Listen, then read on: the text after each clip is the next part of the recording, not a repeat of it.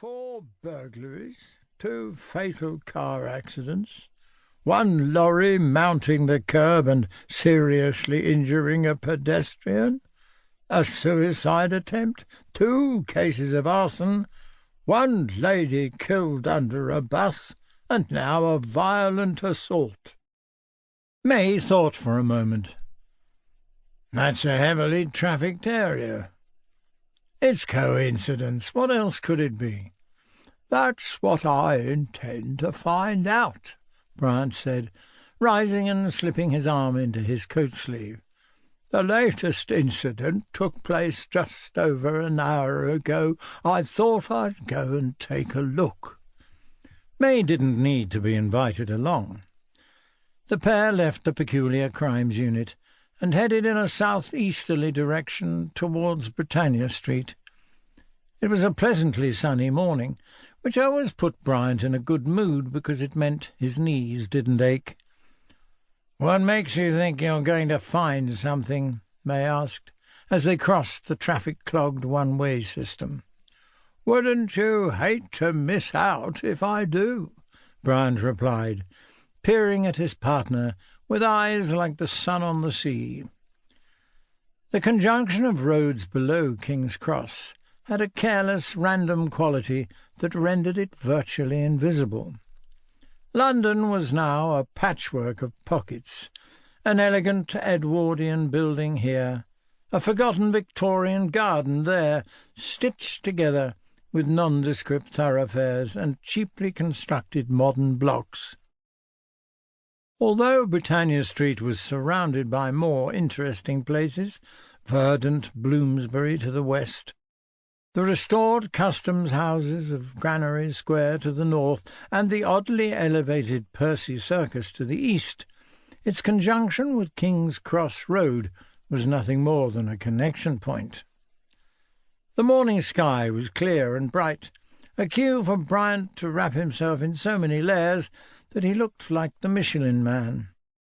In the gap between the top of his striped scarf and the brim of his Homburg, all that could be seen were the tip of his nose and his milk-bottle-thick glasses. When he needed to look around, he had to turn his entire body to do so. "Over there," he said, pointing. May saw a blackened patch of concrete around 10 yards long, and at the end some twisted pieces of metal bolted into the concrete, the remains of a railing. "Somebody torched it," Bryant explained. "It was full of motorbikes at the time. One of the petrol tanks caught fire and the whole lot went up. They had to evacuate the building behind it. To date, no one's been charged. On the opposite curb, 2 people died from collision injuries, and a woman shoved her fist through a plate-glass door, slashing her wrist. Thefts, burglaries, assaults. A dog even attacked its owner, putting her in the hospital, all on the same corner. And now this." He pushed open the door of the tattoo parlour and ventured into the Gothic interior. Black velvet swathed the walls, and flickering candelabra provided pinpoints of wavering illumination. On the back wall was a purple neon sign, "Damnation Tattoos." "Good heavens! You don't tattoo people under this kind of lighting, do you?" Bryant asked of Alex, the receptionist, a pale, spider-webbed girl with mauve ropes arranged on her partially shaved head. "No, this is the consultation zone," she said, in a surprisingly refined voice. "The surgery is upstairs at the front. Do you have an appointment?"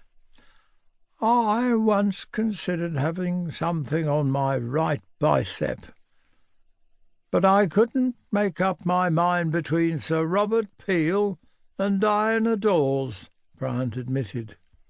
"Oh." In confusion she turned to Bryant's partner. "Then have you come about Henry Carroll?" "I don't know," said May. "Have we?" "That's the fellow. What happened exactly?" asked Bryant, following Alex up the stairs.